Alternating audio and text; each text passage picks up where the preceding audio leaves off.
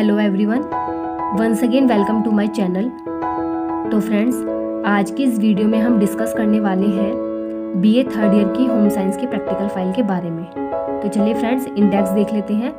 Index में जो जो टॉपिक लिखे जाएंगे वो हैं आवास एक परिचय, भूमिखंड का चयन, आवासीय योजना एवं गृह शिल्प में प्रयोग में आने वाले चिन्ह, आवासीय योजना को प्रभावित करने वाले कारक अथवा सिद्धांत, निजी निर्मित किराए पर उपलब्ध व कृत मकान, विभिन्न क्रियाओं हेतु कक्षों की आयोजना,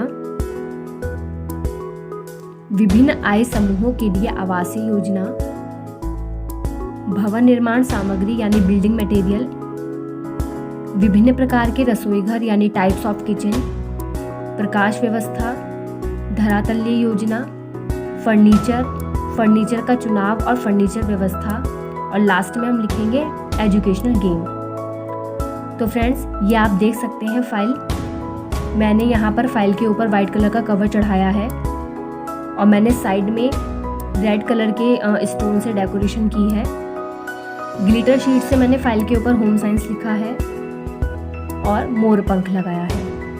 तो फ्रेंड्स, यहाँ पर मैंने फाइल सिंपल रखी है। आप अपने हिसाब से कैसे भी डेकोरेशन कर सकते हैं फाइल की, जैसे आपको अच्छी लगे। तो चलिए फ्रेंड्स, वीडियो शुरू करते हैं। हमारा फर्स्ट टॉपिक है आवास एक परिचय। फ्रेंड्स, आप सभी को पता है आवास यानी कि घर या होम आवास कहलाता है। यहाँ पर आप देख सकते हैं मकान तथा घर में अंतर पूछा गया है कि मकान और घर में क्या अंतर होता है। सभी को पता है मकान दीवारों, फर्श, सीमेंट, ईंट से मिलकर बनता है और घर फैमिली मेंबर से मिलकर बनता है। यहाँ पे दे रखा है कि घर में क्या क्या देता है, सुरक्षा, वातावरण प्रदान करता है। ये सभी चीजें हमें घर से मिलती हैं। यहाँ पे आप देख सकते हैं आदर्श आवास का अर्थ और विशेषताएं दे रखी हैं कि क्या क्या जो है एक आदर्श आवास की विशेषताएं होती हैं।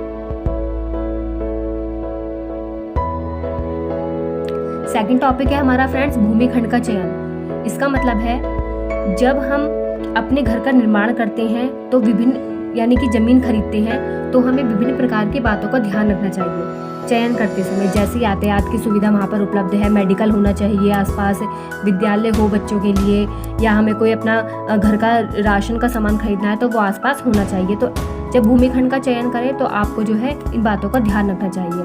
फ्रेंड्स, हमारा थर्ड टॉपिक है गृह शिल्प में प्रयोग में आने वाले चिन्ह। जब भी घर का निर्माण किया जाता है तो ये जो चिन्ह आपको दिखाई दे रहे हैं इन्हें हम सिंबल्स भी कहते हैं। इन चिन्ह का प्रयोग अवश्य किसी भी जो है घर के निर्माण में किया जाता है। जैसे दोनों ओर खुलने वाला दरवाज़ा, एक ओर खुलने वाला द्वि दरवाज़ा है, दोनों ओर खुलने वाला द्वि दरवाज़ा है, चारों ओर घूमने वाला दरवाज़ा हो गया है। तो ये सभी चिन्हों का ध्यान रखा जाता है। ये भी चिन्ह है फ्रेंड्स, जैसे खिसकने वाला दरवाजा। कुछ लोग ऐसे होते हैं जो अपने घर में जो है स्लाइड वाला डोर लगवाते हैं। बाकी खिड़की, विंडो होती है, रोशनदार यानी वेंटिलेटर होता है, वार्डरोब होती है, सीढ़ियाँ होती हैं। ऊपर से फर्स्ट फ्लोर से सेकंड फ्लोर पे जाने के लिए सीढ़ियों का प्रयोग किया जाता है। तो ये सभी चिन्ह अवश्य रूप से आप ध्यान में रखिएगा। उसके बाद है नक्शों के प्रकार यानी टाइप्स ऑफ मैप। फ्रेंड्स, ये अगेन जो है चिन्ह आ गए हैं। सिंक आ गई है, किचन में इंपॉर्टेंट चीज़ सिंक होती है तो सिंक है। बेसिन होता है हमारा वॉशरूम में, बाथरूम में हमारा फव्वारा होता है। तो ये सारे चिन्ह हैं। जब हम किसी भी घर का निर्माण करते हैं तो इन चिन्हों को हमें ध्यान में रखना चाहिए।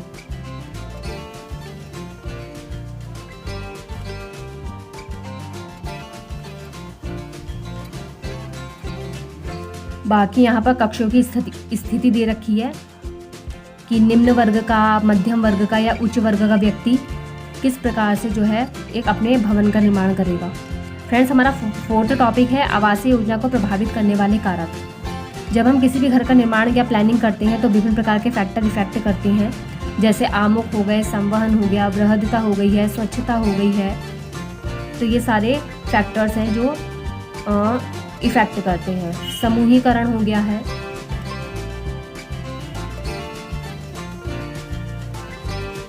ये सारे फैक्टर्स हैं फ्रेंड्स। 5th टॉपिक है हमारा निजी निर्मित, किराए पर उपलब्ध व कृत मकान। इसका मतलब है कि मनुष्य जो है वो 3 प्रकार से अपना आवास जो है चुनता है। या तो उसका खुद का मकान होता है, या फिर वो किराए पर लेता है, या फिर जो है निजी निर्मित, किराए पर उपलब्ध या कृत मकान, या फिर जो है वो बना बनाया मकान खरीदता है। तो ये 3 प्रकार के जो हैं आवास होते हैं। इनके अपने आप में लाभ भी होते हैं और हानियां भी होती हैं, और मनुष्य इनका चयन अपने हिसाब से देख रेख के करता है। 6th टॉपिक है फ्रेंड्स हमारा विभिन्न क्रियाओं हेतु कक्षों की आयोजना। इसका मतलब है कि जब हम घर में रहते हैं तो हम विभिन्न प्रकार की क्रियाएं करते हैं, उन क्रियाओं के अनुसार ही किसी भी कक्ष का निर्माण किया जाता है। जैसे आपका बरामदा हो गया, रसोई घर हो गई। हम रसोई घर में हम खाना बनाने का काम करते हैं, तो ये हमारी क्रिया हो गई, तो इसके लिए रसोई घर बनाया गया है। सोने के लिए शयन कक्ष होता है, ठीक है। कोई मेहमान आता है तो उसके लिए अतिथि कक्ष हो गया, पढ़ने के लिए अध्ययन कक्ष हो गया। तो ये सारी हमारी एक्टिविटीज़ हैं, क्रियाएं हैं, जिसके अनुसार हम कक्षों का निर्माण करते हैं। हमारा ये भी आप देख सकते हैं, ये भी सब टॉपिक चल रहे हैं। निम्न आय वर्ग के अनुसार, मध्यम आय वर्ग के अनुसार और उच्च आय वर्ग के अनुसार 3 प्रकार के आय वर्ग होते हैं, जिसके अनुसार मनुष्य अपने भवन का निर्माण करता है। फ्रेंड्स अगला टॉपिक है हमारा भवन निर्माण सामग्री। सभी को पता है भवन निर्माण में यानी कि जब हम घर का निर्माण करते हैं तो कौन कौन सी सामग्री यूज़ की जाती हैं। वो सामग्री आप इधर देख सकते हैं डायग्राम के माध्यम से। देखिए भवन निर्माण सामग्री कौन कौन सी सामग्री का यूज़ किया जाता है। जैसे कांच हो गए, पत्थर हो गए हैं, मिट्टी से बने पदार्थ हो गए, लौह एवं अलोह धातुएं हो गई, सीमेंट हो गया, प्लास्टिक है, लकड़ी है यानी वुड, रंगाई और पुताई यानी कि आपका जो है पेंट। तो ये सारी जो सामग्रियां हैं वो भवन निर्माण में उपयोग में लाई जाती हैं। जब किसी भी भवन का निर्माण किया जाता है तो ये सब सामग्री उपयोग में लाई जाती है।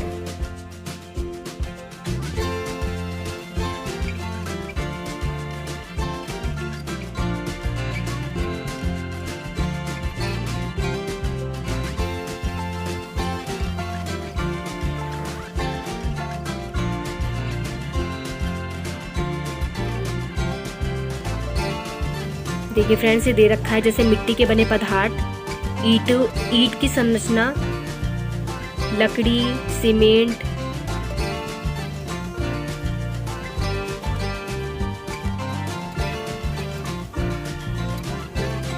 प्लास्टिक हो गए,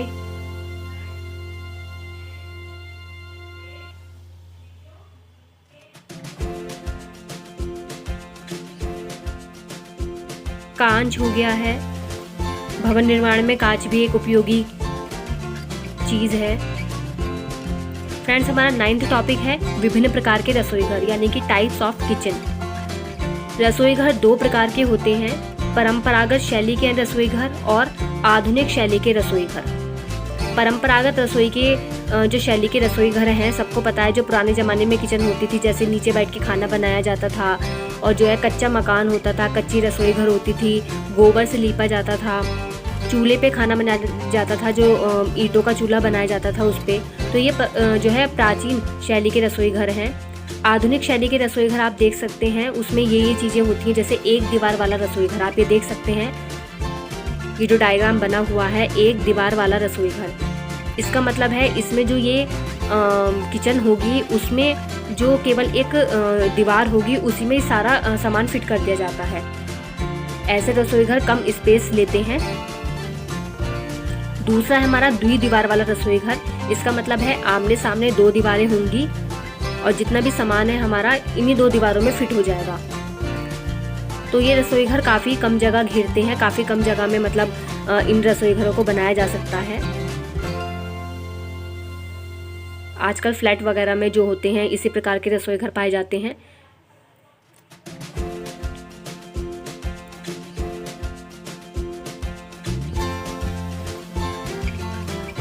ये भी फ्रेंड्स एक जो है रसोई घर का प्रकार है, जैसे आपका एल आकार का रसोई घर। इसमें अब आप सोचेंगे कि एल आकार का कैसे है। इसमें जो हमारा प्लेटफॉर्म होता है वो एल शेप में होता है। आप देख सकते हैं, डायग्राम के माध्यम से समझ सकते हैं। यू आकार का रसोई घर, इसमें जो हमारा प्लेटफॉर्म होता है वो यू आकार का होता है। बाकी द्वीप रसोई घर, प्रायद्वीप रसोई घर, ये सारे फ्रेंड्स आधुनिक शैली के रसोई घर के प्रकार हैं। आजकल मॉड्यूलर किचन काफ़ी जो है इन है,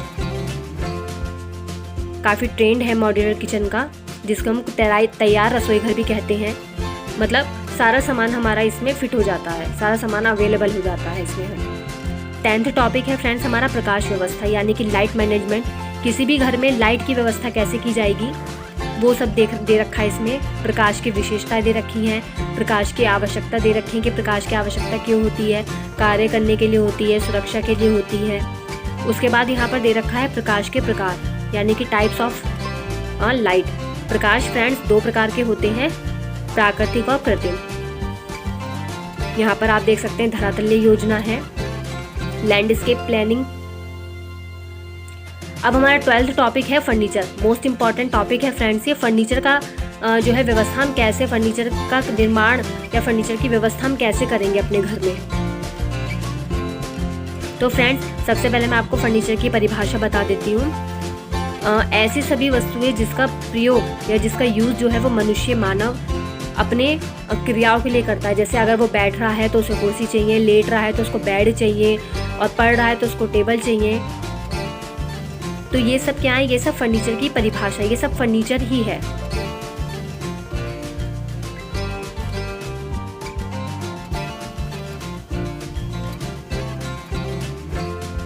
देखिए यहाँ पे दे रखा है फर्नीचर का क्या महत्व है, हम फर्नीचर का उपयोग क्यों करते हैं। देखिए रहन सहन हेतु सुविधाजनक बनाना, सज्जा के दृष्टिकोण से मतलब डेकोरेशन के लिए इसका जो है महत्व है, संग्रहण के लिए यानी स्टोर के लिए इसका महत्व है।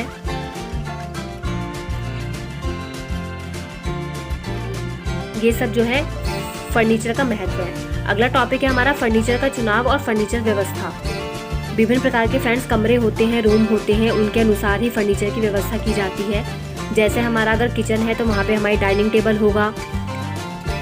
बैठक कक्ष यानी कि हमारा जो है ड्राइंग रूम है तो वहाँ पर हम सोफ़ा वगैरह रखेंगे। अध्ययन हेतु समूह है तो वहाँ पर हम स्टडी रूम उसको बनाएंगे, यानी स्टडी वाला जो है टेबल वगैरह रखी जाएगी। तो ये सब जो है फर्नीचर की व्यवस्था कमरों के अनुसार की जाती है। हमारा लास्ट टॉपिक है शिक्षाप्रद खेल।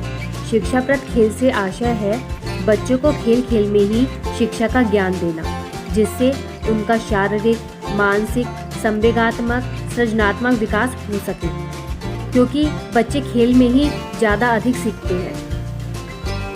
तो फ्रेंड्स आपको वीडियो कैसी लगी आप मुझे कमेंट करके ज़रूर बताइए, और अगर चैनल को सब्सक्राइब नहीं किया है तो चैनल को सब्सक्राइब, लाइक और शेयर ज़रूर कीजिए। Thank you.